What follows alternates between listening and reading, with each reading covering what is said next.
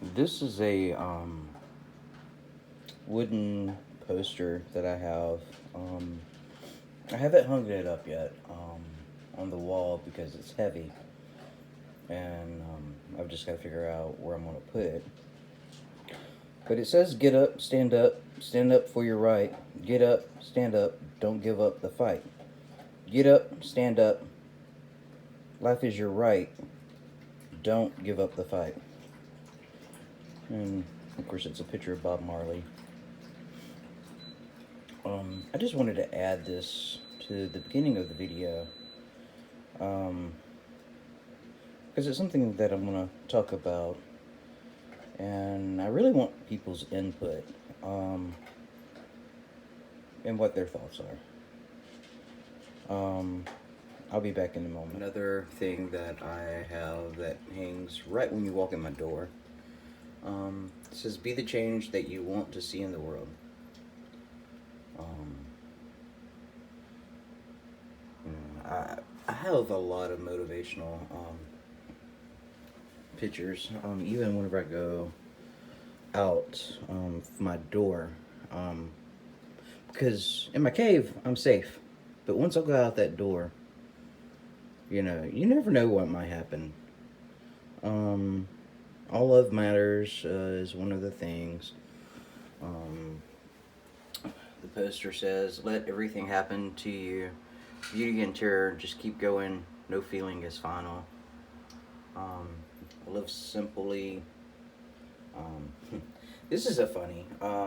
Ever make mistakes in life? Let's make them birds. Yeah, they're birds now. I love Bob Ross. He's one of my faves. And then this poster says, "I firmly believe that nature brings solace in all troubles." So the nature one is to remind me to walk. I haven't been walking like I should. Last year I did over 11,000 steps every day for over 100 days. And it helped me more than anything. And yes, I got all love matters twice. Because all love does matter. Um, as long as it's, you know, love. Um, but yeah, so I'll be right back in a minute. Hey, so I haven't done a video in a while, and there's another one of my things. Um, I try to follow my heart in everything that I do, and this discussion kind of follows that. As you saw in the um, two previous clips that I did before this, with Bob Marley, and mainly you're the one that's in control of change.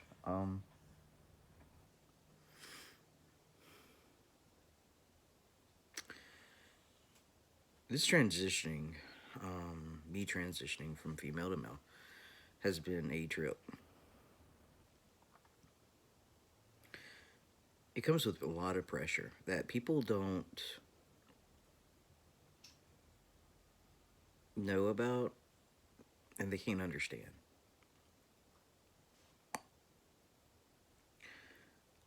Um,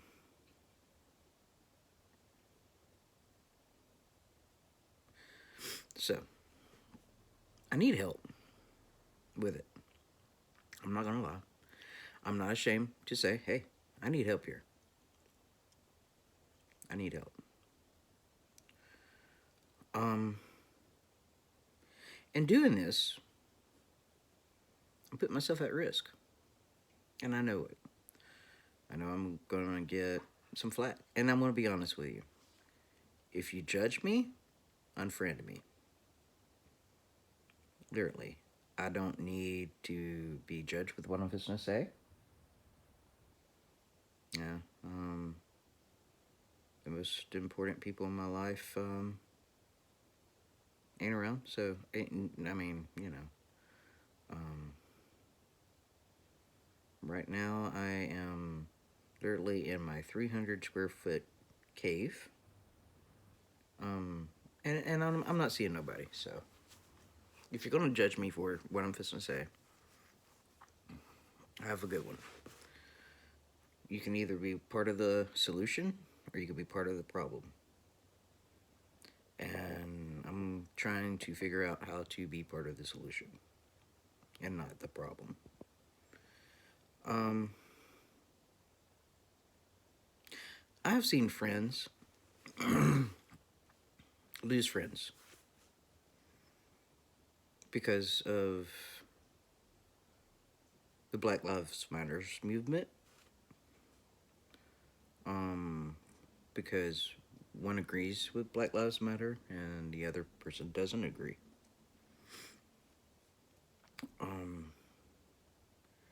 I've got friends that do the marches and stuff in Hoover that get arrested that are white.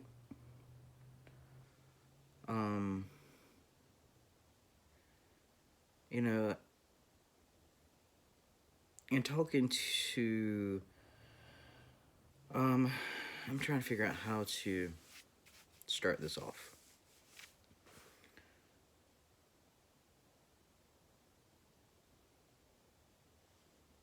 Being raised as a white female who was a lesbian up until I was 37. Before I came out that I'm trans. Is a lot different than being a trans man. I felt more invisible as a white lesbian. Guys didn't hold doors open for me. They didn't even look at me. They wouldn't even talk to me.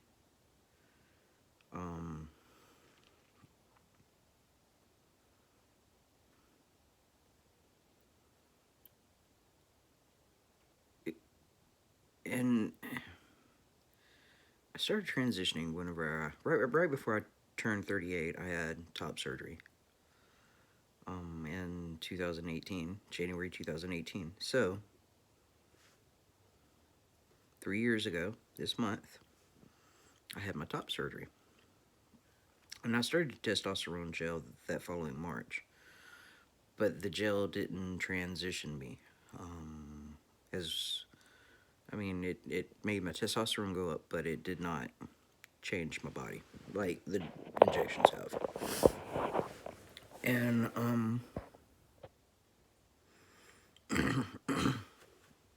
I started the injections November of 2019, which it caused a chemical imbalance in my system, and my mental meds had a reaction, and I had to come off all mental meds. I have not been on mental meds since because of the chemical reaction.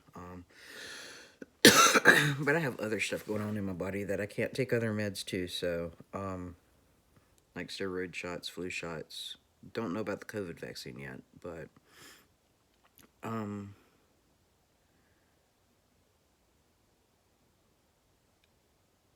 so about August of this year, of this past year, August, September, October, November, December, January. 5 months ago. 5 months ago. Maybe 6 months ago.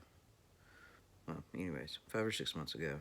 I noticed I was starting to be treated differently. Guys would hold the door open for me and be like, "Hey, bro, how's it going?" Or, "Hey, dude, what's up?" Or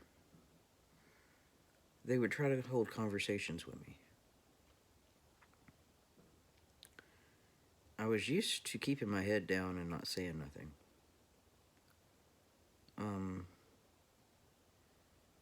And I'm having to train myself to look them in the eye and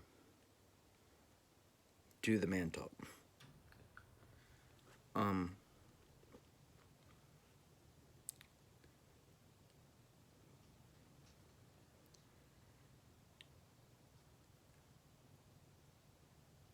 I have white man privilege now. And I realize this. And I'm saying this.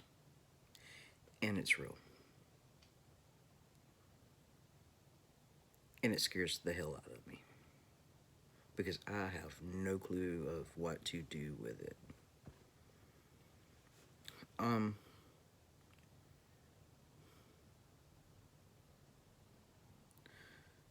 in some trans groups. I'm in other groups. And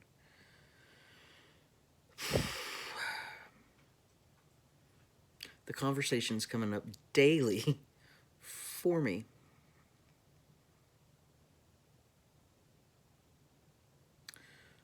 Of now that you've got white man privilege, what are you going to do with it?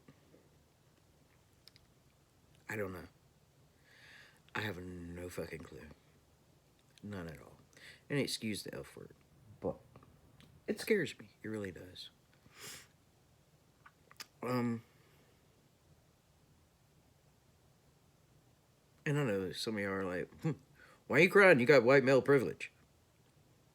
It's scary. It really is. And of course, I mean, you know, white man privilege goes out the door as soon as they find out that you're trans. But,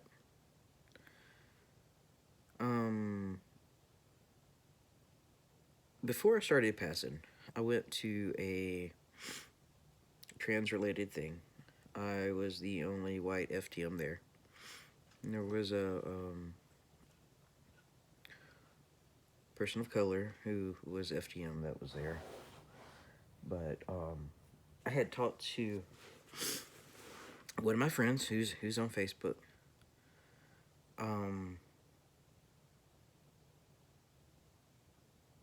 And she is MTF, which is male to female.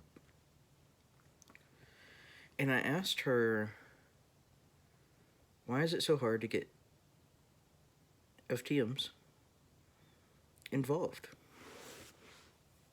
or to speak up? And she said, when you're raised as a little boy, it's okay to be outspoken, rambunctious, and everything of that sort. You know, boys will be boys. When you're a girl, you're supposed to sit there, look pretty, and be quiet.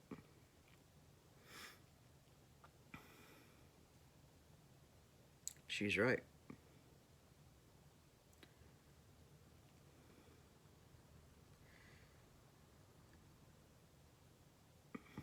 She's right. FTMs have it easier than MTFs in my eyes because we pass quicker as males than what they do as females.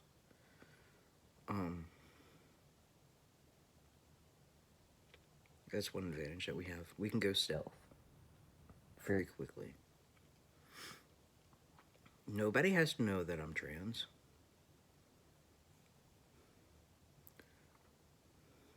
But I know that there's people out there who wants to transition that has no hope. And I was there. I can tell you the first two trans men that I met in Alabama. And they gave me hope. And they know who they are. I've talked to them.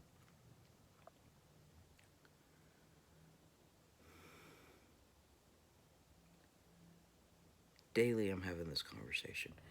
Daily it's coming up. I did get this book the other day. I have not started it yet. It's called White Fragility. Why it's so hard for white people to talk about racism. Definitely want to read it. It's on my next book right now. I'm working on another book that's for self-care, so.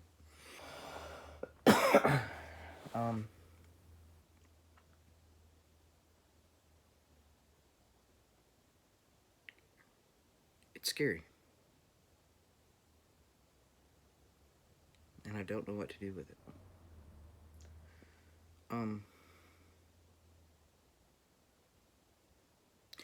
one of my FTM groups was talking about it.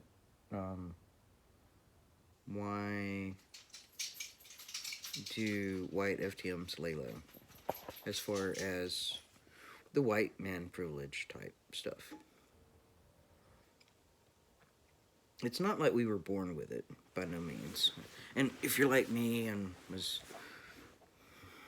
born a lesbian, they are, seen as a lesbian. They don't even look your way, so you don't have to worry about it.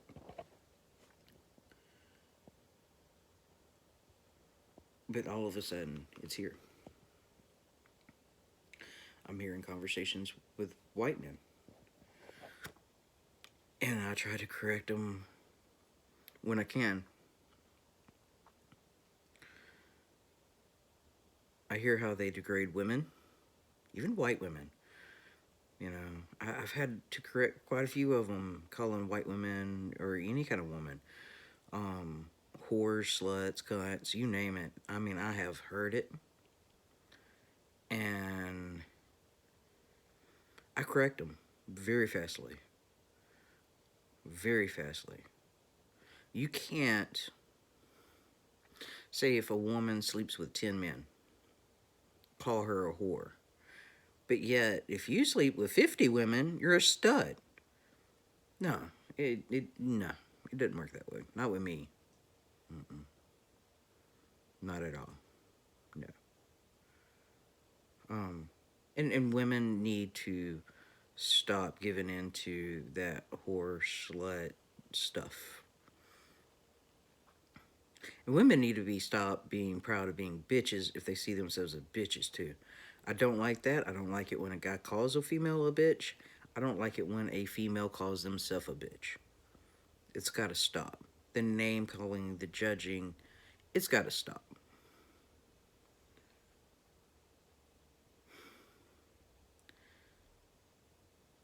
I've seen racism not only with people of color, but toward the Native Americans, toward the Hispanics, um, towards Jews. I mean, I have seen it, and I'm trying to figure out what to do with it. I'm an advocate when it comes to LGBTQ. I mean, I lived as a lesbian from the time I was 23 to the time I was, might as well say 38. I've only been seen as a white male for the last 5 or 6 months. I'm wanting to learn more. I'm wanting to get educated on what I can do. Um,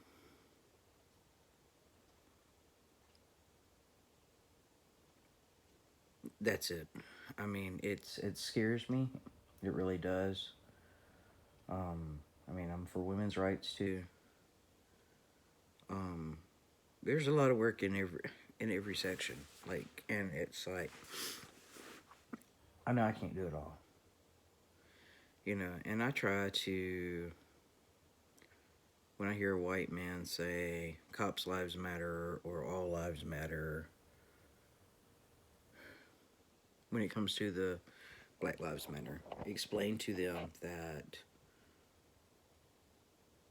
yeah, lives do matter, but you're not the ones getting shot at for being, you're not being shot at by a cop for being white.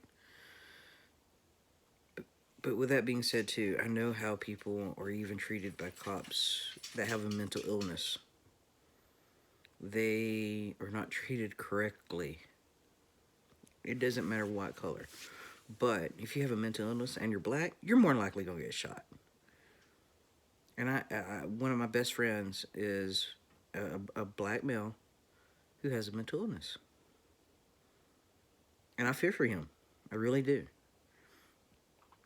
And he knows this. I mean, we've talked about it. And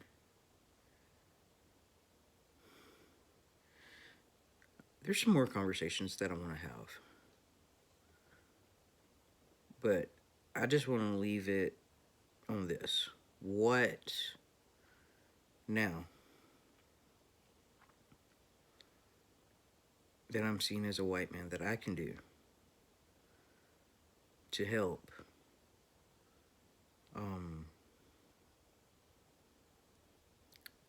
the movement? Like, what, having this new voice is different. And